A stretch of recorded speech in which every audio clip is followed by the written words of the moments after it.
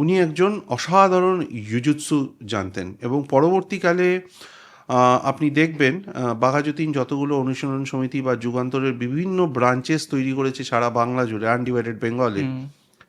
সেখানে প্রত্যেকটি অনুশীলন সমিতি বলুন, যুগান্তর বলুন, প্রত্যেকটি সেন্টারে কিন্তু বডি বিল্ডিং বা কুস্তির সাথে, শরীরচর্চার সাথে, কুস্তির সাথে ইউজুৎসুও শেখানো আর হতো। এটা উনি শিখলেন স্বামী বিবেকানন্দর থেকে।